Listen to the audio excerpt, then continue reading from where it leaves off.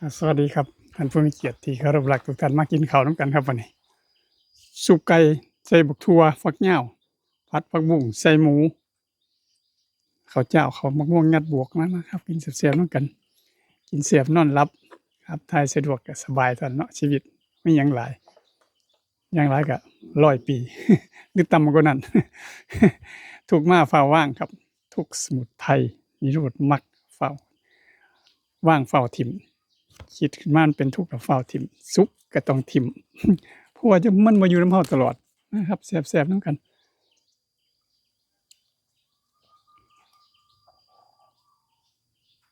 อยู่นำกันก็เป็นกำลังใจให้กันกดติดตามกดไลก์กดแชร์เพื่ออย่าเผลอเนาะตามเหตุตามปัจจัย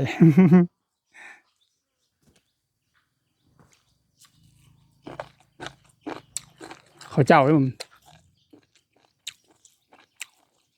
ข้าวเจ้ายัดบวกม่วงพร้อม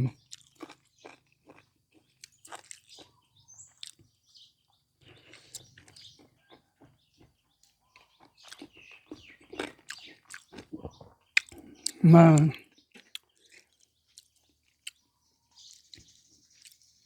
ของหวานกับผู้เฒ่าถือกันนี่คักควรแล้วกินมือกันเด้อเด้อกินมือ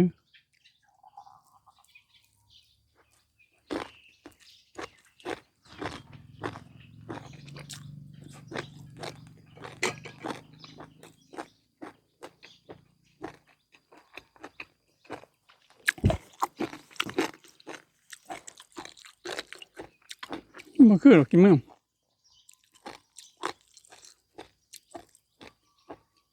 บ่คล่องคือพี่น้องทั้งโคราชเพิ่นกินมือของ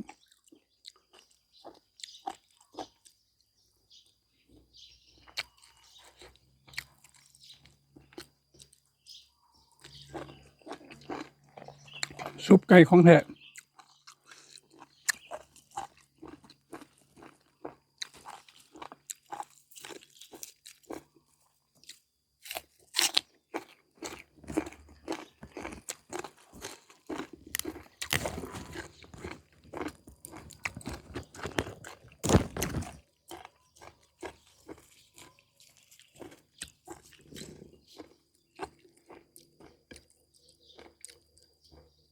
ซุปไก่ใส่ถั่วฝักยาว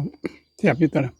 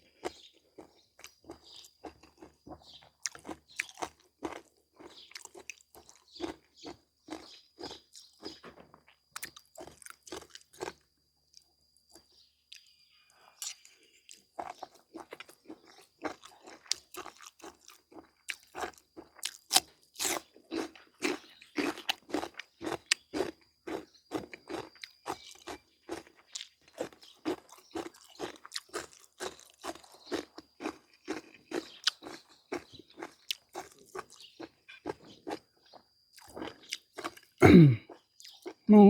ออกดังหุยๆหอมแดง ตาแตกเลยบัด